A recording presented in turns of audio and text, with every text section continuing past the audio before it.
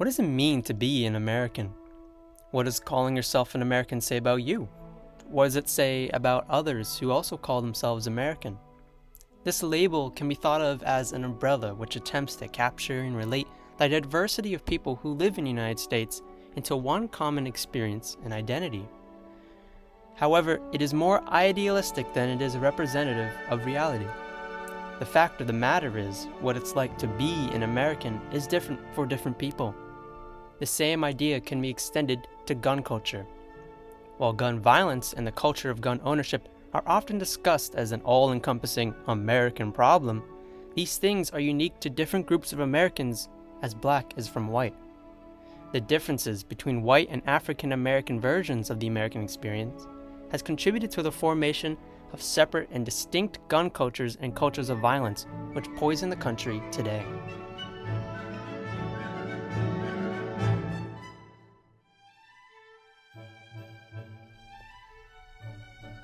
Compared to that of the Spanish, the British were fairly late in the game of claiming their chunk of the American continent. For all intents and purposes, the British initially believed they had gotten the short end of the stick, as much of the wealth and resources in the continent were thought to have existed in the Caribbean and South and Central America, most of which was controlled by the Spanish and Portuguese.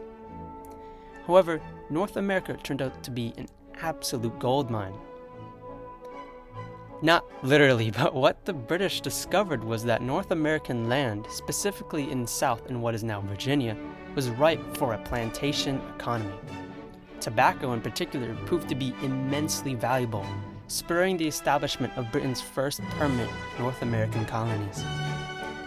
However, the British did not land on a totally new world, and one of the first problems they faced was the presence of Native Americans. Similarly with the Spanish, the British were manipulative and hostile towards the indigenous peoples living on their land. Unsurprisingly, colonial indigenous relationships were sour at best, and conflict was all too common between them. Native American raids such as the one against the colonists, which led to the Jamestown Massacre of 1622, forced colonists to recognize that their property was in constant danger of being encroached upon by savages. As a result, their guns, which the British had permitted and encouraged them to own, became tied to the protection of themselves and their land. While there were local governments in these colonies, there was no army to deal with the threat of Native Americans. Britain's unique method of control and operation of their colonies, a hands-off, laissez-faire approach, allowed colonists to live somewhat independent in a good and bad way. The security vacuum resulted in the first militias, groups of farm, plantation, and property owners who, independent of the British Army or the colonial government, banded together to defend against or often attack Native Americans. The laissez-faire political attitudes of both the colonial government and the British Army in respect to the defense of the colonists fostered a sense of self-reliance and independence, establishing the rationales for white American gun ownership.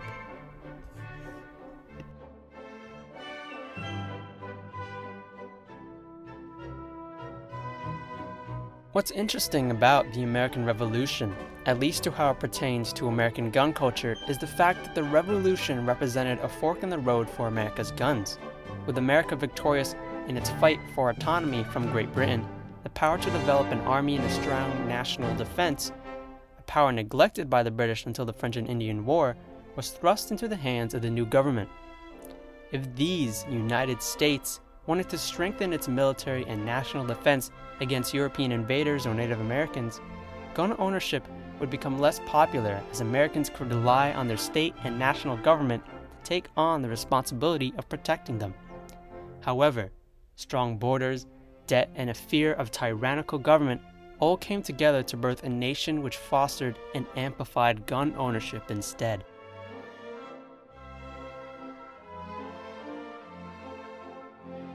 With the long train of abuses and usurpations halted, the new nation birthed itself as an isolationist one. Instead of establishing and paying for a large standing army, the consensus at the time was that no such move was necessary. The vast landscape of the country and the titanic size of the Atlantic Ocean was enough of a buffer to deter foreigners. This is especially apparent when we consider the Articles of Confederation's poorly thought out distribution of power away from the federal government into the hands of the states, essentially eliminated the possibilities for a national army. The responsibility of defense then could be passed down to individual Americans themselves through gun ownership.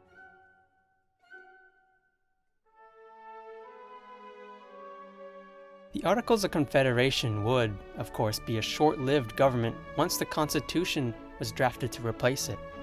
However, the Constitution did not necessarily carry with it substantial improvements to the armed forces or national security, as one might expect. American military power was limited and in its infancy.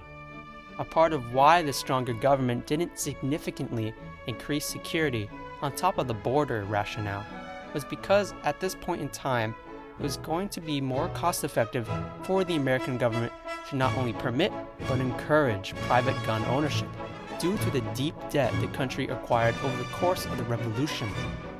Shays' Rebellion, the armed uprising by Revolutionary War veterans, was a reaction to the fact that the American government, through debt and poor tax collection, couldn't afford to pay its soldiers, let alone maintain a large army.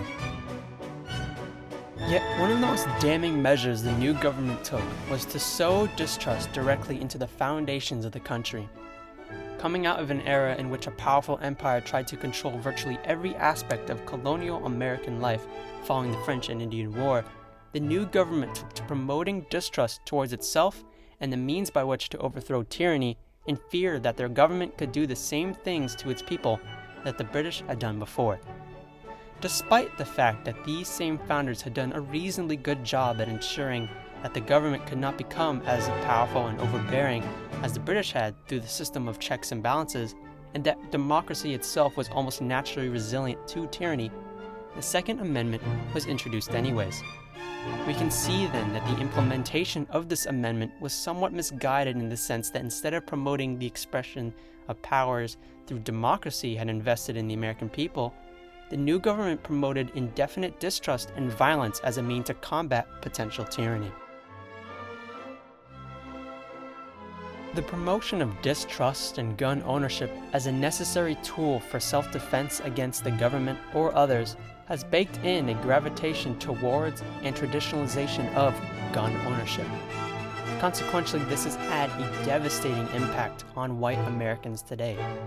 While self-defense has been the justification for gun ownership, as evident by the fact that 67% of American gun owners own guns for personal protection, only 1.1% of gun homicides today are actual instances of this. With guns lying around in white American households and the disposition to use them without much of an opportunity to actually do so, white Americans are reaching for their guns when times get tough. Almost 40 per every 100,000 white Americans take their own lives with firearms. Compare that to the less than 10 per 100,000 for African Americans and Latinos from the ages 75 and up. In every other age range below, these trends continue. It is not entirely the gun's fault for the staggering suicide rates seen in statistics, as those who argue it is a matter of mental health are not wrong. Developing systems to address mental health issues could have a significant impact on curbing firearm suicides.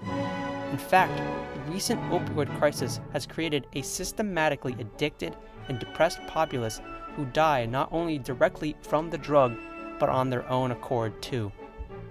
However, something is to be said about the convenience of firearms for committing such an act. 50% of all suicides are committed with firearms, while suffocation and other means make up less than half of that. It shouldn't be too unreasonable then to assume that some level of curb against firearm ownership could also significantly reduce rates of suicide. Some degree of compromise between these two ideas could be the most ideal and effective method to address this problem.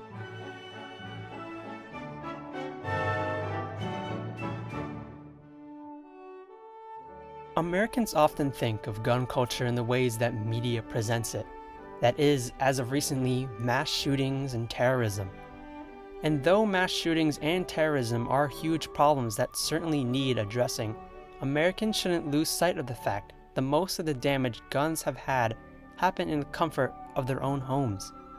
With how interconnected gun ownership is with rhetoric expressed by the government through the Second Amendment, the government today owes it to Americans to discourage violence and unyielding distrust as a means to combat tyranny, and instead will trust as a means to increase participation to create a healthier country and democracy.